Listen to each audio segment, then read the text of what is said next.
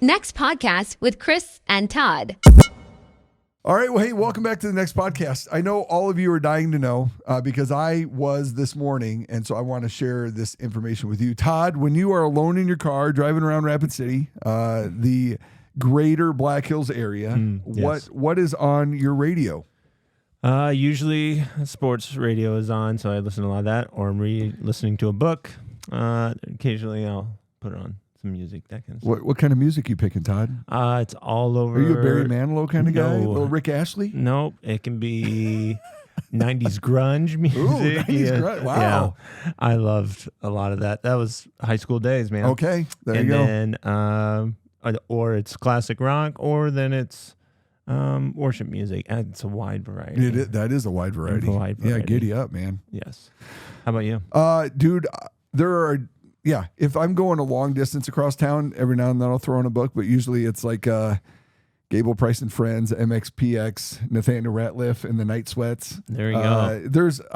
I am all over everything but country. The closest I get to country is maybe I think it's called Top House. It's like a folksy band. They're great, and but I can go all over the place with music. I was getting my haircut the other day, and they just had 90s grunge playing, and I was just like, "You're like, I found my happy place." But it's all depressing music. I don't know why. Depressing. I would agree. Don't know why I like it, but there you know what's sometimes depressing? What we're going to talk about today. Get excited. Get fired up about boundaries. No, but seriously, I think my kids hate boundaries. Your kids, I'm sure, hate the idea of boundaries altogether. Yeah. But when they're in place and they get to operate in those boundaries. I don't think there's anybody who goes, man, I love my boundaries. Give me some more boundaries. Yeah. I enjoy when I get enjoy when they work, but I enjoy boundaries at the barbecue place. You can eat this much, but don't eat more than that or you'll be miserable. Okay. And I end up eating too much anyway and being miserable. So, and we'll expand beyond, like most people, I think, when you talk about boundaries, we've been talking about relationships, how to forgive, how to reconcile. With this one, it'll be also kind of like how to put in boundaries just in your own life too, not just in relationships, because I think it's important to recognize, like, as God leads you, you've got to put boundaries in your life. Yeah, we have our girls, we've talked about it before, and I can't stress it enough, like habitudes and that Tim Elmore writes. And he talks about, like, what does it look like to lead yourself? Because you have to lead yourself first. You have to be willing to say, okay, Chris, and because I've had these conversations with me, right? Like, oh, Chris, that was not something I should have said, or I shouldn't go there, or I shouldn't do that. And then I married Rachel, and then she took over that responsibility. So, like, Chris, you can't say that. You can't do that. You should apologize. But those are hard moments because I just backstory, and I'll try to keep it very brief. Like when I was in high school, like I had a lot of people I knew. I didn't have a lot of close friends, and it felt out of my element in high school. That was me, though. I was 175 pounds, sopping wet, 6'4", so I was awkward looking. So let's just be honest. Same size head. Tall drink of water. Yeah, tall drink a bobber, like wait for the head to go down underwater. But then when I would go to church camp, and I had to come to grips with this, like my boundaries kind of went down because I knew they were my friends, and I had really close relationships with all these people. And so sometimes I would cross a line of familiarity because they were my friends, they were believers, and they knew me, and I would just be more lax in what I said. And sometimes I would say something like, man, that was hurtful. I shouldn't have said that, or I shouldn't have joked that way. And we have to learn those things, right? Like, and it's not fun to learn those things about yourself. Like, I really need to be more intentional about the way that I let myself get carried on, or what I trying to pass off my opinion as some kind of factual statement, you know? Yeah, in my story is a little bit different when it comes to. It's just interesting you brought up those teenage years, because I think that's where you really start to learn. You do. You have a ton of friends. Is that what you're going to say? No, I was more in the public school realm. What I was kind of exposed to, all those kind of things, and then I started joining a youth group, and so me having to learn, like, wait, these friendships aren't as healthy as I thought they were. Yeah. And having to put in and making some pretty, like, changes. Like, no, I think I need boundaries with these these friends because I don't know if they're really friends. Yeah. Like, and so I remember like junior year being like, I think I need to change my friends, and I did it. And so that was a boundary I was putting in place because it's like, man, I don't want to do those things anymore. I don't want to be around those parties anymore. Yeah. And it was kind of seeing like, would they care? Yeah, absolutely. And it just kind of turned out, nope. And so that was kind of the harsh reality where I think that for me began to go, ooh, there was a value in that. It was not. This is the hard part about boundaries. They're always going to be frustrating. Yeah. Or they'll disappoint because that's how you know a boundary is working. Yeah.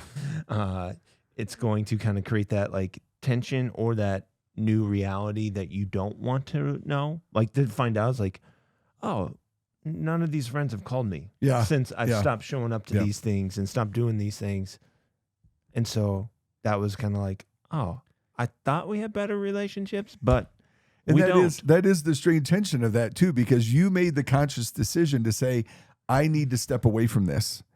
But then on the flip side of that, you're like, oh, I was hoping they'd notice a little bit more. Right. And that's what boundaries do. Like, when we have to make tough decisions about where we're going to be or what we're going to do or what we're going to allow ourselves to be involved with or who we're going to be involved with us. Man, those can be painstaking decisions because in our minds, the enemy is going to slip in and say, if you do this, nobody's going to talk to you. Or if you like, they're going to talk about you. Like the enemy can go a lot of different directions with that, right? Like, and you're making a poor decision. Why would you do that? You're not being a witness. Why would a Christian do that? But getting down to brass tacks, you've got to, if we're going to order our life in a way that honors and glorifies God, we have to be willing to have conversations sometimes that, man, don't make sense to some people, but they, out of a conviction and a desire in our heart to see something different, man, we got to go down that road. I always think with boundaries, I always remind people, like, because you and I have had a ton of counseling conversations about boundaries. And so it's not a wall you're building up. Yeah. Like, because you're not trying to shut somebody out. You're not trying to do some of those kind of things. What you're doing when it comes to a boundary is, I think of like when a street is closed, they put a sign there that says, hey, don't go through there. And they have a little barricade. But that barricade can be moved. Sure. Mm-hmm. And so that's the part is like, even the example I gave with friend, if they would have reached out, I may have moved that boundary. We may have changed some things. But that boundary stayed there. And I'm like, no, I'm not going to keep going down that road. I'm going to turn here.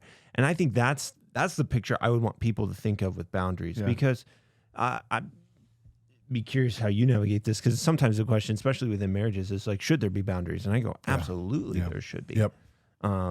Because you already have them. You have boundaries of like, well, you shouldn't have an affair, you shouldn't lie, you shouldn't do those. Those are expected boundaries between each other. But I also think there can be some. Prime example I saw was there's a couple I was doing marital counseling with, and one of the parts she struggled, he was an officer, and then she was like, I can't handle the conversation of what you dealt with.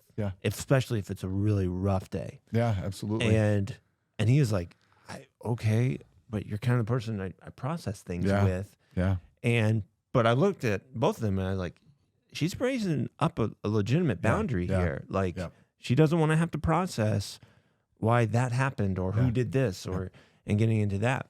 And so what I was proud of him is he pivoted there. He's like, okay, there's a guardrail, there's a sign. Let's not go down that road. And it didn't ruin their intimacies. Anything, it created a different dynamic, because he was like, you know what? The solution became we got 2 cars. Because we only had one at the time. So that way he could stay at work a little bit longer, process the day with the guys that he was working with. Then he could go home and leave some of that stuff there. And I went, that's a healthy boundary for a couple, and learning to navigate that. And so there might be a day she changes some of that, but right now, he's respecting that boundary, navigating it. So that's the part I just was like, those are just examples of how healthy boundaries come into play. That's an example of how it works well. I've seen plenty where it's hard. Yeah, it is hard. And it's really hard. And so you talked about an example with the road closure. I a lot of times use the example, specifically when we talk about in-laws and parents, right? Like this idea that, just a side note, like most parents aren't prepared for the new relationship or the new marriage that their kids are going to have, right? Like because they think that everything should be switched and maneuver the way they want it to. Yeah. So this idea of there's fences and there's a gate. Oh, that's a good one too. Yeah. Like you have fences and you have a gate, and you're in charge of who you open the gate for. And the hard part is if you have people trying to knock over your gate, like you're talking about, with it going bad and different things like that. But I do appreciate that.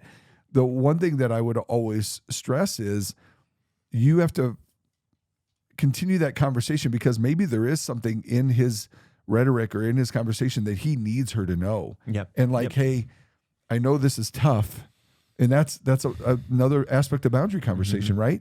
I know this is tough, but I need you to know this because this affects why I act this way or respond this way. And hopefully, like you're saying, because they did navigate, the beautiful part is trust was built in that relationship, and he was willing to pivot and she was willing to understand, and they were, and so next time when he comes with something else, she's going to be more, I believe, more intentional to listen to what he has to say.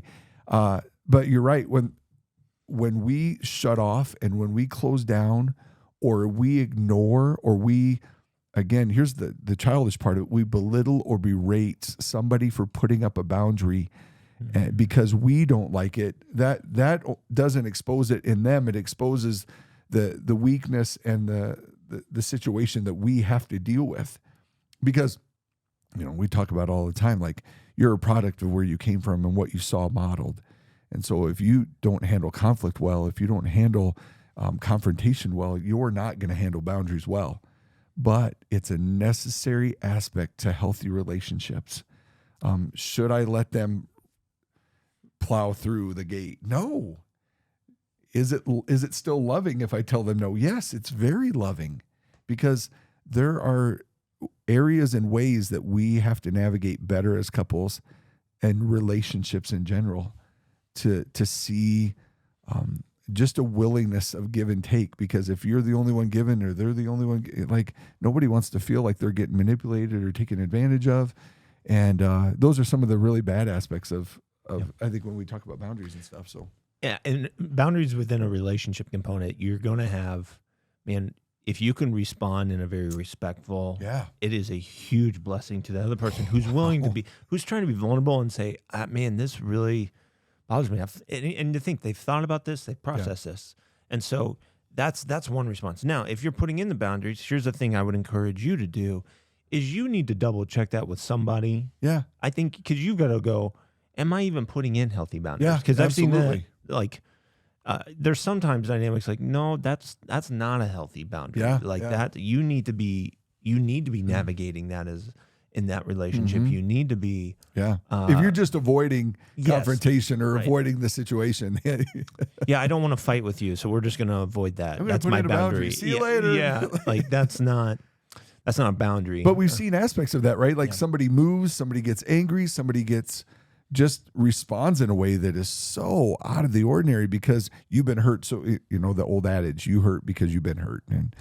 But that's. And I would say, just to clarify that, a boundary comes into play once you've been, I would say there's been multiple times where you've tried to navigate this and they don't listen. But if you have not communicated that expectation before, or you have not, it's like the first time it's happened. No. You're not going to boundary then. Like you need to work through that first, or at least try, put the effort in, and then the boundary comes into place. Because more of the reason boundaries are coming is because you have processed over some time, like, man, this keeps happening. What do I do now? And I love that. This keeps happening. What do I do now? And boundaries, one of the things you got to remember about boundaries, you got to be consistent. You can't like set up a boundary with someone that you have prayed about and sought guidance from, and then go, oh, but they were really nice on Thursday. So like that. And I'm not saying don't be a jerk, but I am saying be consistent with it. And Craig Rochelle has a great thing: time plus consistency equals trust. And he probably didn't say it. No offense, Craig, you probably didn't say it. Maybe you did. And if you did, great. But no, like this idea of like time plus consistency. So if you set up a boundary and you want to see a healthy relationship or an aspect in there, it will take time, but you got to be consistent with it to rebuild that trust. And here's the hardest part about boundaries: that relationship may never be what it once was. And are you okay with that? Like your friends, like you talked about in high school, we may never have the friendship that we had.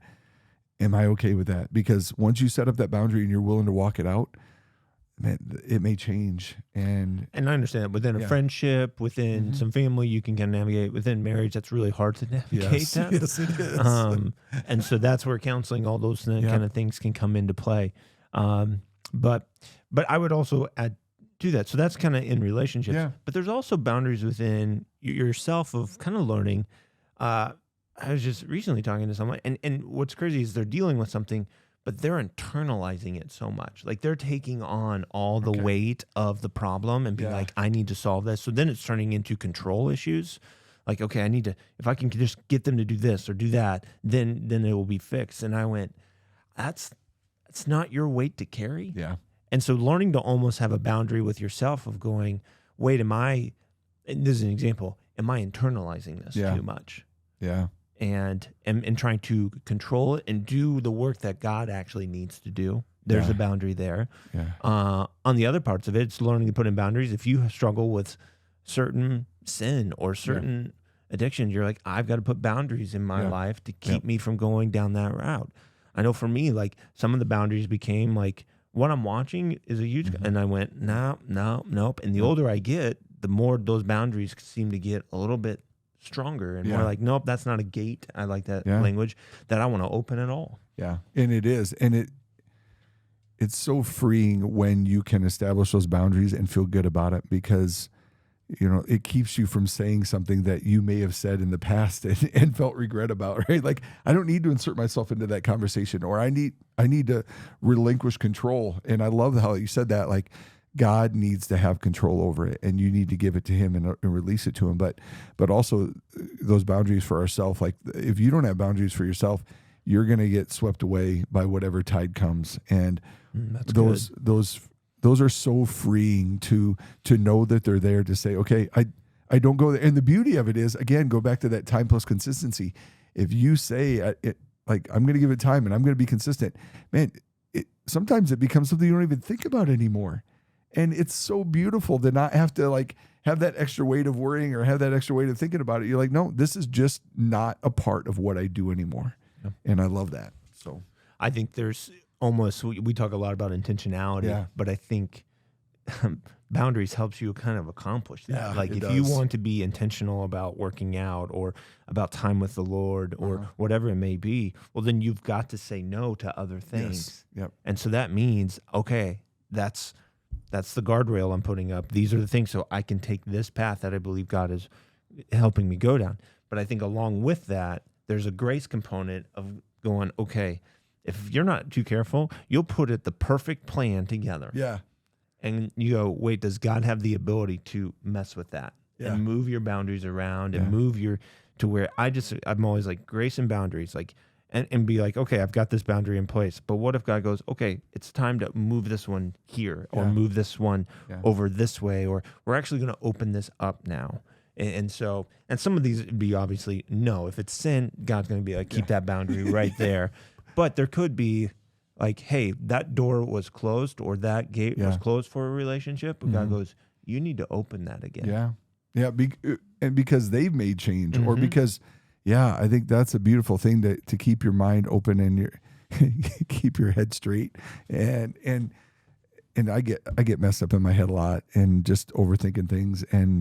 But it's tough to walk out those when we've been hurt, right? Like when we set up a boundary because we were being hurt, and then, but that's the beauty of health and being able to walk in, like, I'm in a better space now. I can handle this, or I can handle that. And man, I just appreciate God's role in that, like you're talking about. And because you can try to set up boundaries on your own, and you should, but man, if God gets involved, the beautiful thing of him restoring, and specifically marriages and relationships, which you and I have a lot of conversations with, and it's so important, and it's beautiful to watch when boundaries are respected, and sometimes it's really practical boundaries, right? Like, we don't have to talk about huge boundaries, like you cheat on me, get out, let's go. No, like, what about boundaries in a budget? What about boundaries in you scrolling on your phone? What about boundaries in the time you spend with your kids or your willingness to help around the house? Some of those are those boundaries and priorities set up wins that just compound trust so rapidly. And it's amazing how quickly sometimes trust can be built again and boundaries restored if we just make small adjustments. And those, man, those are so powerful, and it's fun to watch and have those conversations like, man, you guys did it. Way to go. And yeah, I love that. I think your yeses become that much more powerful when you learn to say no. Yep. I know for me that was the case because I was the person growing up that, and even for people pleasers, so I would do everything for everybody. And so then for me personally, when I said no, learning to deal with, I feel like I failed them already. Like, no, hold on, boundary in place here. Like, it's okay. I've got these things. But then when I was able to say yes to things, it became that much more powerful in my life because it mattered. Like, if you say yes to everything, I don't know how much weight that yes holds. Well, and it's, you know what I mean? Like, there's got to be some no's in that, and that's where the no's become powerful, and that's where the boundaries exist. You brought up money. It's like if you say yes to spending money on everything, well, then that's gonna be a problem. Yeah, for a lot of reasons. For a lot of reasons. But when you say no to things, you're like, no, that's the right decision. It's a hard decision. But then your yes becomes that much more powerful. It does, and those different seasons of life lend to that, right? Like, you're single, you can say yes to a lot of things, but if they're unhealthy yeses, then you've got to. But then when you get married, your yeses and your nos are not just weighted on you; they're weighted on your marriage, and then when kids come, and then you're like, oh, what are in you? And hear me when I say this: those of you that are getting married or talking about it, what do you want your boundaries and priorities to be as a couple? With your margin, your work, your time, and your energy and efforts, and what things are important to you, and what things do you want to establish early on, so you don't get knee deep in it and then go, oh, we need to make some adjustments, which will happen. I get it. You have to, adapt and adjust. But man, some things with conversations can be set in place, and you hold them, and until you see a reason to pivot or a reason to make an adjustment. And so, man, that's why it's just so important. This boundaries conversation is so important, to establish some and to hold some, and to see God work and establish you as an individual that does have healthy boundaries, because you're more attractive with healthy boundaries. Not you, but you. No, you're Todd. totally, you're a very attractive guy with healthy boundaries. Because you're a healthier individual. You bring more to the relationships you have. You bring more to confidence within yourself.